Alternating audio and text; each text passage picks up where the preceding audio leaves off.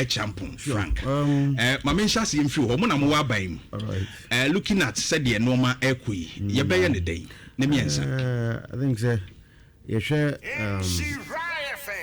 normal so the three issues are open up this morning now me say Yamfa Ukraine Russia Iran Israel ntoko na SCC and I think say it's also be nyama ma we ne very die I say ya tutu ne ma ya tutu na mo SCC ya e dey how kese pa ba be die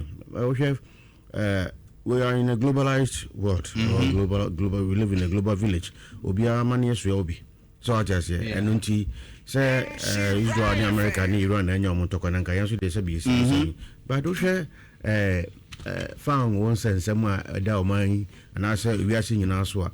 And I think 21% or 20% of the world's crude the fire the Strait of Hormuz. And for that matter, what will be now say what they offer one not just no sabi the Wokaka. Begin say as on minus in your part to play you bet me then share go aquam. But the impact on the do about catch across the whole world, but you feel the impact so well. I believe the na and the prayer bana correspondent and I say colleague president and I think say there are taxes I young fool now you told us so Ghana say as a bino said the royal gentleman Mahama Castle Boboa now money be live a very dignified life you about to so but sir a told us crama said you bet me anya fool no in abundance na said you told no e be call anim kra na enye said e be ha timamuni no then of course we say baby a nya supply ni free no say e bia Europe and say the Asia ho the nya supply ni free now or propose say e bet me ni Dangote refinery so atokasa said e be ya almost no ye suppliers no bet me akọ ho no makofa fango no e de aba and e ba ne sa no a about transportation costs so be ebe from na ebe affect the unit price of the crude ama yenso yet menya ahoto kakra wenum na yenhye bia me gidisa ban no any NPA sabi as an institution adwere ho omo beko obodo se no ebe ye oyo adanam beko adwendwirim na ma hu hia be hia eba ye be na otwemienu no gidisa fuel price na koso kakra of course from 10 movie to 11 point something sure. No see I hear ye ni anyina yi a begin say the coming days or the coming weeks about me skyrocket of course ye nyina yete mamu nka de ye penny say before prices e bigina na nka ma akoni abadie ni so sabi ama ye nya ho hare ya no ho hare so but say fuel price in cost it virtually affects everything in this country because at the end of the day depend on offer na free tema e de aba kuma sha beton no e fuel car kro ya no sabi o de begum e de aba e ba say fuel prices so cost e dey affect the unit price of product be an items or they buy the abeton likewise you ma memo sabi o mu ojo so no o mu kokro nketu so mu kofa nuane na ba then again transportation cost ya and sabi o mu kofa o the car ya na be kofa ba car no so kwa auto fuel aboden into ono so be make sure say sabi ono so be nya bibia free mu na ono so de akoto fuel abegu car ni mu e ba sa na eduane na ye beto no ma we mu no and so prices ebeko esro nti it cuts across so share fuel prices and then it's friend is impact on the economy Ghanaian economy now it cuts across every sector or every facet of the Ghanaian economy you to petrol mo na se fa ngobo mo e ka no and nti no me gidi sa ban so onye hwe han obeto to nyoma ama said the union a propose here no omo de be call hihye mu na ye nyina so ye nya so fa so de who say ban sa tete I think say utility tariffs so kakra me gidi say no so and also on the good yes it's a sign of a good governance because say the fuel prices in this ba no so ba say tariffs no so utility tariffs so ka say cost ra and any bana Ghana for bogu aba no so no e ba ha dwe price ba me gidi yeah ban sa not just said mo in term na say Robin Peter to paper we try we share do ya to her said the ya obia no be hu at least yes so ya dey ya dwene timamu ne hu a ya dey utility because MPP for dia boy so boache ama so pa ya ahoro ya pa utility tariffs ni atumu sei na akatuantumu no kwa na no so but utility tariffs no abro akatuantumu no so ede jebo nya bedu yati utility tariffs so kakra abegidi se ebe matibam ni so hwan dey ahare no enti mini na oka Russia de ntokwa ne hu sunsunso a dan yenko America for so mini ni se America for na me say Yakopon bo wiase we ye no wode ma wo mo say monye hwe so na me ba me say bebusa na say Ephraim ho because kese ntokwa ko wiase bia America ho bon mu and utie mu nchiremu no ya you notice it's of irrelevance. So that's it. Ntoko mo kono, hwe ntoko mo kono Venezuela, mo kofa president Ibechemu. So that's it. E nchiremu na ne say. Hwe do Israel ene sabe Iran na nyom ntoko no mo ko. America usi mo say. Mo ko di nipa kwa nimpa bro. So that's it. E ba na sa emwa ni nyina fango nyina nti en America for etu sa na mo. Nti e ba sere America for say nuclear weapon, you know. Why no mo nyebi. Nuclear weapon no mo ka say Iran for yibi. America nuclear weapon. But their reason is Iran is affiliated to kind of say Hezbollah, normally those terrorists, no, which almost a dangerous entity within the Middle East. And you know, say, almost kind of yes, our weapon, yeah. No America now only Hezbollah, only Taliban, only one. One call Iraq and Kukum Nipabe more than 1,000 and beyond. One call Afghanistan Kukum Nipabe, friend is 1,000 and beyond. One call Libya, Libya, yeah, and Kukum Muammar Gaddafi in Crawford. We also only Hezbollah, only Taliban, only Al Qaeda, no. Or say, I would friend say, across Amana maybe. It is I don't know if it's anything to go by there. And then Kamu and I'm trying to work peace. No America for because you've ended up destroying several countries. And then Omuntu the area society. That's why they rebuilding of their states. Iran is in a baby on their burning wire. So nuclear weapons for that matter. I was a guy against he making what producing nuclear furniture. Weapons of mass destruction. Meanwhile, we will be right. We will be America. We have nuclear weapons. Who will be? Russia will be. Several countries said they was nuclear weapons. So if that is the justification, then it's a non-starter. So I say, and don't says I know you and me should caution them because it's in come you and so you and Becca being home the edge, a more vested interest and because I never fuel and Kauko Venezuela quite. Obi na tinimam or a sovereign state obi ni man wo se timam fo so o hwe mu ye enti sadia ma chero no mi amekọ the friend saying Vampedifo Friday akose so all because wo pese wo kọ oil friend saying fine ho na ko wi adwom and indeed that is what is happening wo chi papa ne tin wi ye no wo do big tankers that could go Venezuela and no mu wi friend saying fuel no mu de brew e dey na sisi no nyankopon de wi asijaw Yakopon de wi asijaw I will not tell you bibia na make up bomb and you say almost they should let the world have its peace na you wonder that no mo san ko fa third world will be a mama we asu we no e me no ma tim for yet you have cry okun ma cry de so Russia ni Ukraine and now san ko fa we mu a we asu nyina e be nyan so so bon na we asu nyina so me gidi say emwa I say do to America for no can no to omo for na de omo ye no omunya because susanso na bobo ba no brand from omunye wo yeah them from mba na nye wo wow anya better cra wenum they just the tip of the iceberg so me na me ka kire wo me aka ne do ajay what I say I know my bobo ba no anya kono cra na anya pleasant ntino ye be sre do to America fufu bia say onye de won kan ho no to omo fo na ye mpedi fo so ye be sre wo mo say na mo no mo o sha say etu a sebe tariffs, utility tariffs, no. Now, among employ these proposals and for can say, but taxes a good fuel price in this one.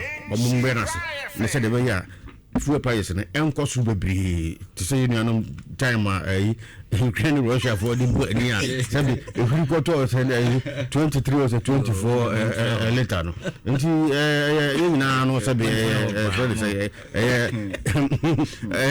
also who say, we have to attach very much importance to the issue. And you can't get when MPP and this, some said in the introduction, all the can't we know Ghana. The Ghana we want, and I was saying, I can't home both Argentina and Holding, who could do near the carbon near a day. Yes, I saw man and Mutinano, a colony, but that's a million. All right. Okay, who did you want to make a question? Ready. Yan share in the and better radical crack. There's a more share de cramame. In the Ania, ye do a Montaigne, and this one. salt na enam no ye spray nam no so. For an evidence sake, those of you that are watching this video this very moment, I just caught this woman using mosquito spray, heaven, spraying the meat that we buy with our own money to eat in our stomach.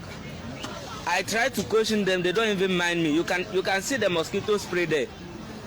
That is what she's using to spray the mosquito, the meat. In fact, I don't understand this. I don't know if we are still in Ghana or we are in another world. My people. Enti we no a kire say mosquito spray no this spray nam no say bia once na ne sa no ma no wode na memo abaso na let's watch this also. Fufu ayekodie menim se mobetimi a kire me se banche ene eburu ewotwa kande a enwum so eda se ye me de jefia no mute no sound no wo se wo ye papa wo ye fa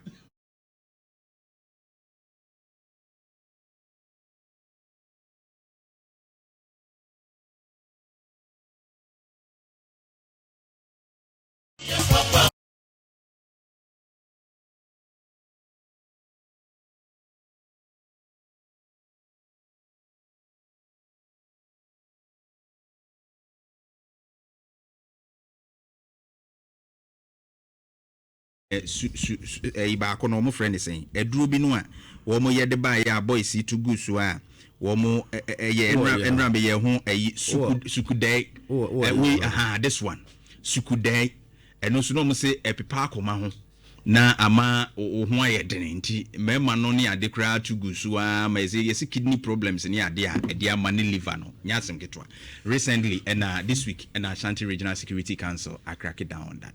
I mean the safety of the Ayede Koyemuno. How do we work it out? I think, sir, I think, sir, this is quite unfortunate. Okay, most of the things I and for money, it's a and I think, sir, the FGA should be up and doing. Yeah. For once, they should step up their game because we it is their responsibility. So yesterday Ashanti region ahead for FDA many no workers if videos over and in fact not many abre but from in some more kind you see that they under resourced the government have not been so proactive when it comes to helping this agency or authority or say Ashanti region having millions of people were high. Only 54 workforce. Yes, 54. And the entire region was 3 cars, which car no back or no head no case we use. But because of say any enough were added today, we saw monfanya operations and no are using the car. And you see, me see and one bisa me say are we really serious? You see, you ask yourself this question and I think so you have to ask because okay a whole FDA and in charge of Nyania sabi bedi nyoma yede beka ye nipadua no so what I say common thing so akohwehwe nyoma nipa ye combination chemicals and then we call the various drinking sports now and cophobia to be for one more chemicals need a can boom so where is modern one these are the way you know your responsibilities of what FDA. Yeah. I was on who says consumables biano sabi I was a party to what the right channel. Yeah. Now you more the right friend say endorsement and son assign money better on you but you ask yourself so call the various markets now and no more performing human for year pa at how many go no wonder. So day in day out, Yari said be me neighbor Yari any do neighbor because I would document of fufu. Do you know the chemical components of fufu? Any the document. Huh? So there's a big class almost Morena or Macan, you know. The Omotonga answer no. Now Omodia Frank at Inquan said the baby pintino. Your tomato at Inquan stairs, no, I dissolve it. na ye one nti wo to nkatinkwan na e steak you feel say we dey nkatinkwan na odi aye na aduane say banku ade ache so e na odi agu your friend say nkatinkwan mu e na ma na bie so some of these things, you know, I think say they are under resourced, as you rightly said, and as the man confirmed, and for that matter the government should and this with John Dominic, Your Excellency. Whatever we there, because to me this can be because no maybe the idea ya be enfa the Emma until any pickups near daddy no body but no one shada nya dia sa it is Ashanti region kwan over 30 cars because baby I didn't drone any people and I think the point I will make, you know, reminding me of something. You can't say galamsey cyanide near the say I saw actions are by na take here pick up gold board e donate here the tax force so we won't stop galamsey because it's causing mess near them the same way and our bontin so the di ni the abano eku yenso and I believe same energy no yes provide the logistics for the FDA and those yes FDA how many constituencies do we have in this French region? About 47 constituencies. I think obia kra one car or the 47 pickups. Yeah, employee be 47. Yes, FDA representative. Yes, about creating employment opportunities for the youth because there are 47 cars for the regional. You been 47 drivers. Yeah. So what I say. Also, Benyabi, a say a fit of one a better pay. And some of these things saying, I bet make a cabin boom. Yeah, the Bioma, my friend is saying, Nipa Nibiaye. Yeah. So who can you name the Yumpa, no drum market, what I go up. The stench crib room. The various markets, you know, and then you do me bra. You go stench room. So I think the assembly task force they are not doing much. The municipal district assembly task forces now with Germany, and I think they are preview to some of these and all. Yeah, they are preview to I think they are not doing much for us. And the stench these things produces